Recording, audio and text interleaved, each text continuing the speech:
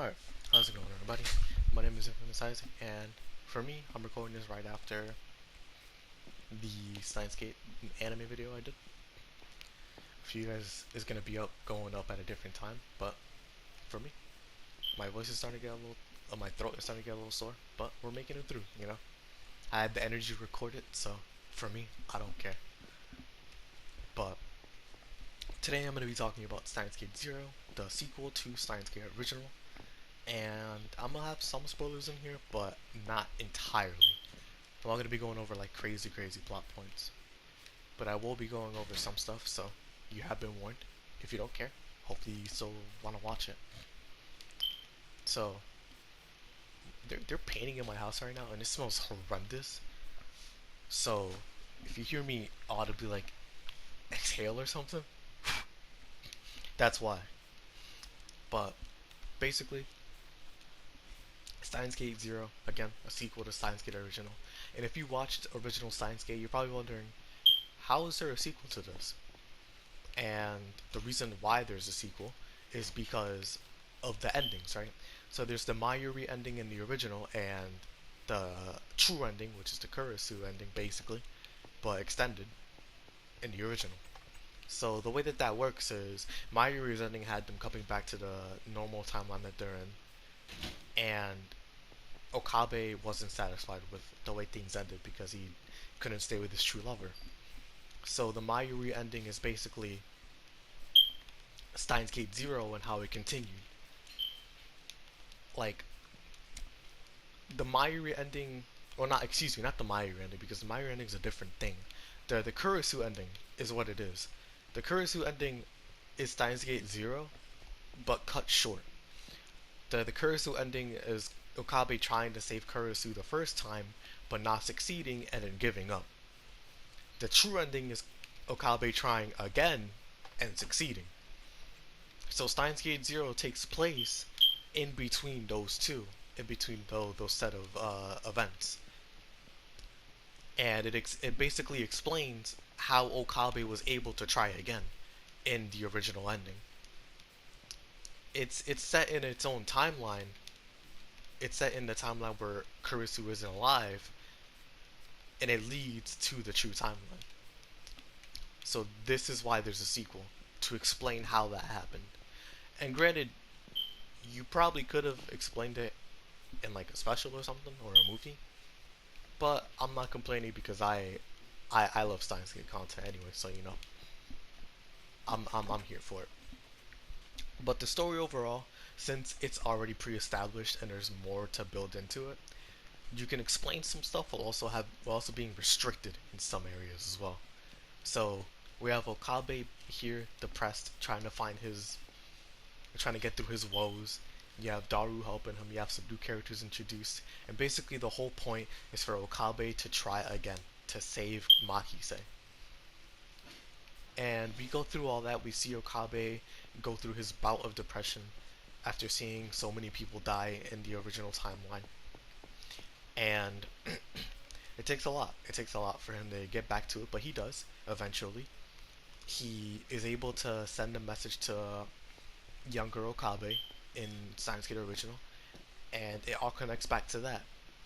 He tries again, and he saves Makise, and then they have the ending that they deserve. So basically, if you want to look at it in some way, Steins Gate Zero, the ending for that episode, if you watch that and then you watch episode 24 of Steins Gate Original, you'll be fully connected and understand what happened completely, because it all connects back to it. So it's super cool. But Steins Gate Zero's story, I enjoy it. Like there's no way about it. I enjoy it. In some areas, it's really well developed, and they explain so much. It goes into areas that we wanted to see in the original, like with the war in the future, seeing the future versions of the characters that we know and love, seeing like the people behind the organizations that we faced in the original, seeing a bunch of stuff, seeing all these different timelines, Okabe being teleported randomly because he teleported in and out of his body in the original, but it never happened to him, like just out of nowhere. So it happened to him.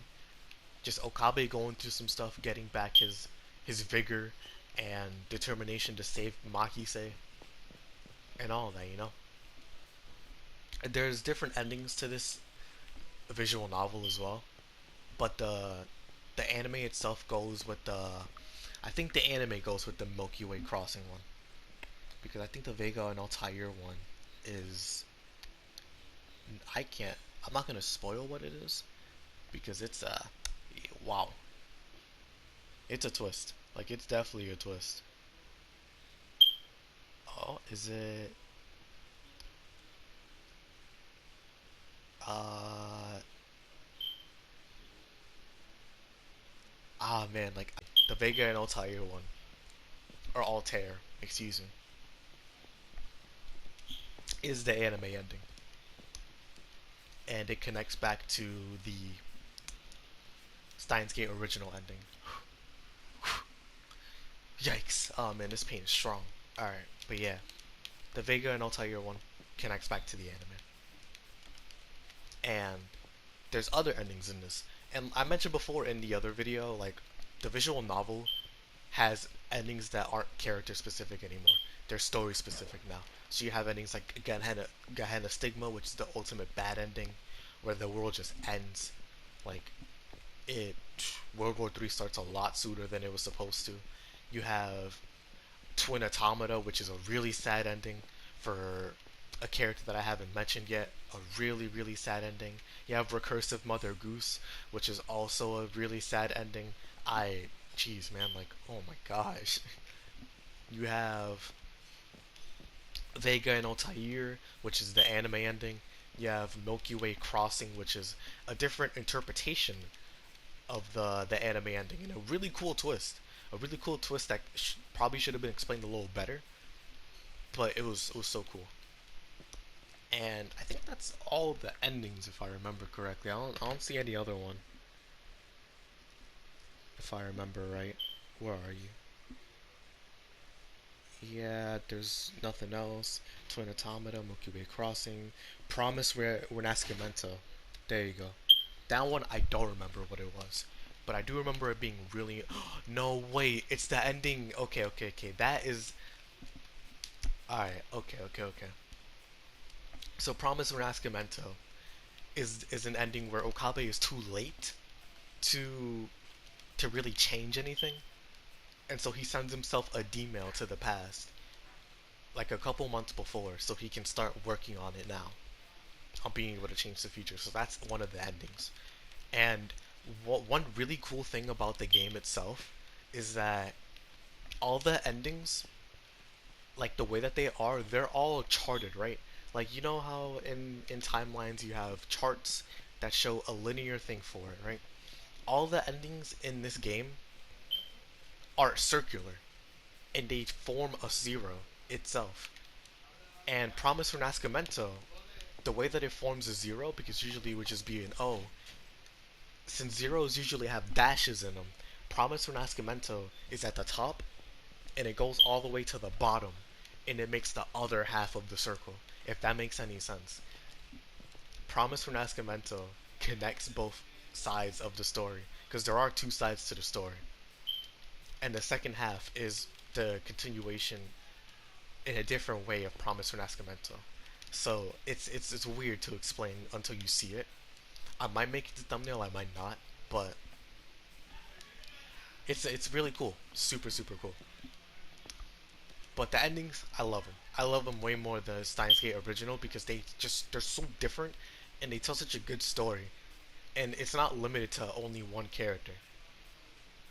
While in the show it is limited to one character because it's Okabe, but we see more perspectives. But most of the time, Okabe is the main character. So there's that for you. But at the end of it, the story is great. The endings are great if you know about them. But if not, Vega and Altair is a good ending either way, and it connects to the story very well. But regardless, we go into the characters. Actually, let me not go into the characters just yet. You go into the music. The music in this is pretty decent, honestly. Pretty decent. It's not it's usually the same from what it was in the original. Like not in terms of like it being the exact same, but it's similar in its own way, but while keeping its own style as well. But music, it's good. Nah, nothing inoffensive. Or well, it's inoffensive, yeah. Then you go into, jeez, yeah, this paint is ridiculous. I gotta finish this soon. Then you go into the characters. The characters themselves. You have the same old characters. You have Okabe, Rentaro, I, or Daru. You have Mayuri.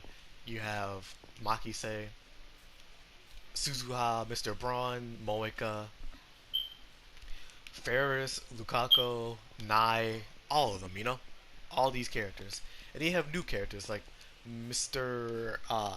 What's this dude's name? Don't tell me you started the video again, bro. I already saw this. Don't tell me that. Uh, Luntalo. Where are you? Yo, where in the world, Mr. Should be that. Yep, Mr. Leskinen. So yeah, him like Mr. Leskinen, Professor Reyes. What is her name? Oh my goodness, Suzuha and oh my goodness, I see zero. Suzuha and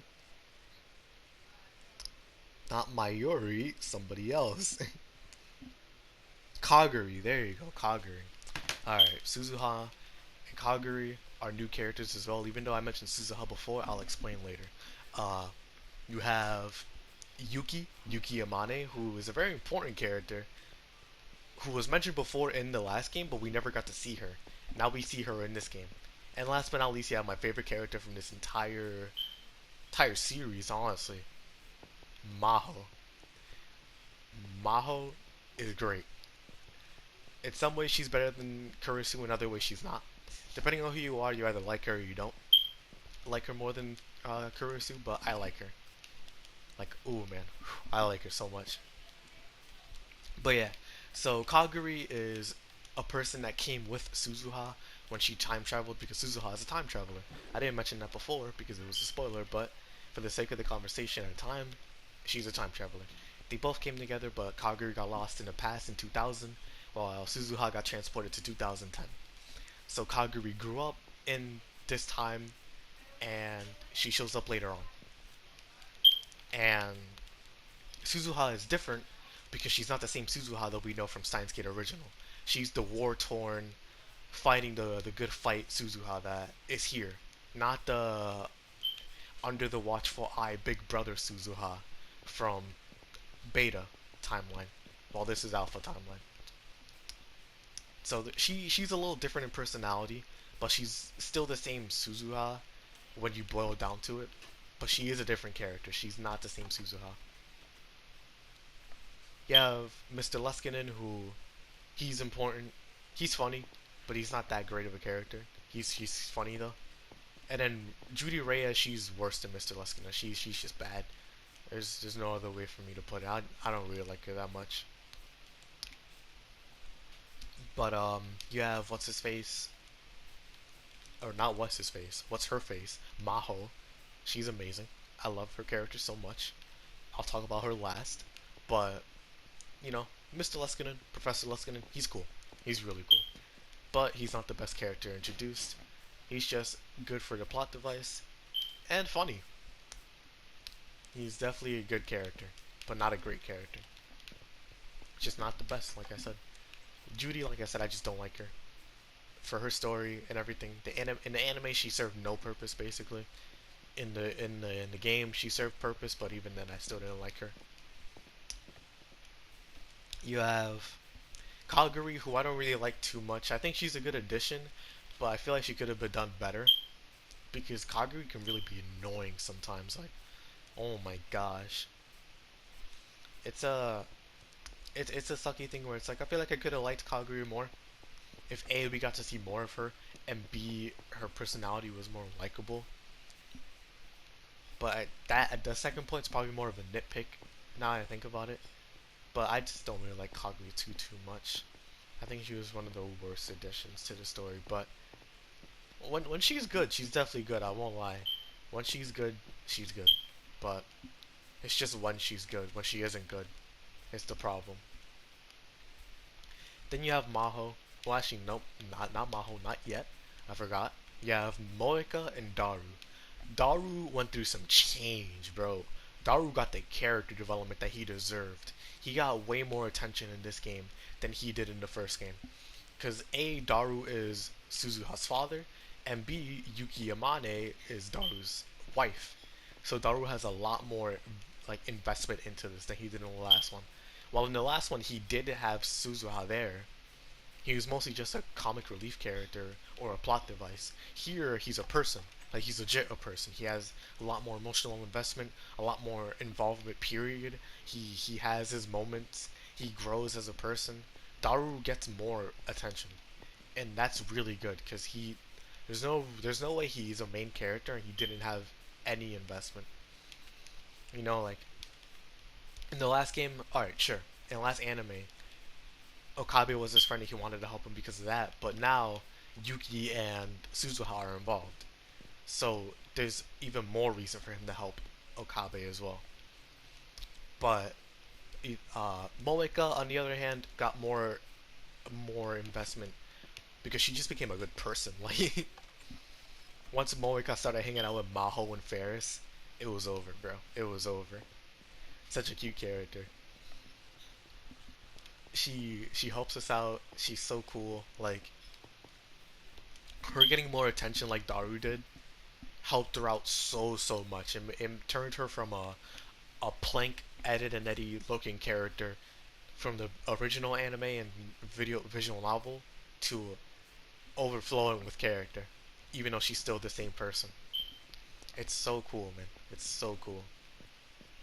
Like Momoko was a character that got enhanced by her the characters around her, while Daru, like he enhanced himself because of the characters around him, but in different ways. Like he reached out to them, while Moeka was reached out by them. Like they went to her, while Daru went to them, basically.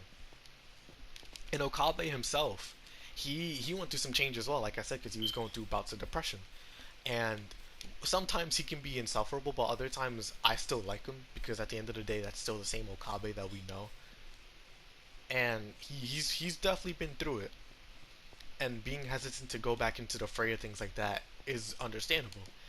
But sometimes it's just bad. Like he just won't stop whining. Like, but overall, I do think Okabe here is good. I like his new outfit. I think it's so dope. But he's not as good as the original Okabe, and that's because Hoi and Kyoma isn't there as much until like the ending. But when he's there, it's one of the best Hoi and Kyoma, if not the best quintessential Hoi and Kyoma moment in the entire series. It's peak, bro. Like it's peak. But then we go into Maho, the counterpart to Kurisu. Maho loves Kurisu. They're really good friends. She was there for Kurisu when she was in America before she died, and she's here now, wondering like, will I always be inferior to her? Was my friendship with her real? Like, will I ever get to see her again? I miss her so much. Like, I missed out on all my opportunities to be even closer with her. And she meets Okabe. She learns about everything that happened, and now she wants to save Kurisu. Maho's basically the Kurisu of this one, but not Kurisu in a way. Like Maho is her own character, that's for certain. She has her own stakes. She has her own personality. She's her own character. But without Kurisu, Maho wouldn't be like in the story. So it shows how much she means to her, but also how important like she really is to her, without her even knowing. Like Maho wouldn't be here without Kurisu, but Maho is her own person, and Kurisu wouldn't be here without Maho. Now that we know this, but Maho, I really enjoy her addition. My favorite addition from the entire like Steins Gate Zero timeline. I think it's great. And all these characters overall, I think they're good. They're not as good as Steins Gate original, but there's more characters. Oh yeah, Mayuri's friends. Mayuri's friends are alright. They don't have that much of a role in the story, but they're there. They're just there. And when they do have a role, they're cool, funny, cool. They're the reason why Yuki is even there. But regardless, the characters are good. There's more characters, so we get more interaction. We see more, but more doesn't always mean better. Some characters just quantity over quality, while others are quality over quantity. But overall, I think that these characters are good additions. It's just not all of them are good additions. But you know, overall, like with everything happening here with Maho and her importance to the story, Daru, Okabe, Leskinen, Mayuri, everybody. Like, and the future stuff that we got to see and everything. Like, for me, Steins Gate Zero is a fan's dream because it takes everything that we didn't get to see for the most part and it just builds on it like crazy. It expands so much to a timeline where we thought, oh, I mean, it's just future Okabe. He went through and he did it. He was able to help save Kurisu, but in a different way. He was able to help the younger Okabe get his dream. Like, you would think that there wouldn't be much to go off of, but there really is. There's so much you can do to the point where there's two versions of that timeline. Like, it's so cool. I love just thinking about it because at the end of the day, like, this is its whole other separate game based off of a section in the original game. And it's all canon. That's the best part. It's all canon because this happened. If it didn't happen, then Okabe wouldn't have been able to rescue Kurisu without future Okabe's help. And future Okabe is born in this timeline, in Zero timeline. So Steins Gate Zero does a really good job connecting back to original without feeling too out of place when you think about it. Like the story in it, whether you like it or not, it does connect back to it. But again, it's subjective on whether you like it more than the original or not.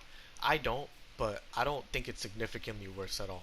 I think it's just like a point lower on the scale. But Steins Gate Zero, I enjoyed it. When I was watching it when it was coming out, I enjoyed it a lot. When I, jeez, excuse me. When I rewatched it, I enjoyed it as well. Steins Gate Zero, to me, is worth the watch if you like the original one. But I'm gonna end it here for now because this paint is disgusting. Like, I need to stop talking. But hope you all enjoyed Steins Gate Zero. I love them. I'll probably make a video. Well, I probably won't. I already said most of what I thought. But at the end of the day, if I had to give it a rating, I'll give Steins Gate Zero a 7 out of 10, an 8 at its best, a 6 at its worst. I think it's a little worse than Steins Gate Original, but not by much. I think it's still a great show that you would enjoy if you liked Steins Gate Original. And hey, check out the visual novels. There's some interesting stuff there that you may not have seen in the anime. But yeah, hope you all enjoyed. Thank you all for staying here with me while I talk about one of my favorite shows ever. Like, this is on some One Piece levels of enjoyment, bro. I love like these shows. But yeah, hope you all enjoyed. Thank you all for watching, and as always, I'll check y'all out. Peace.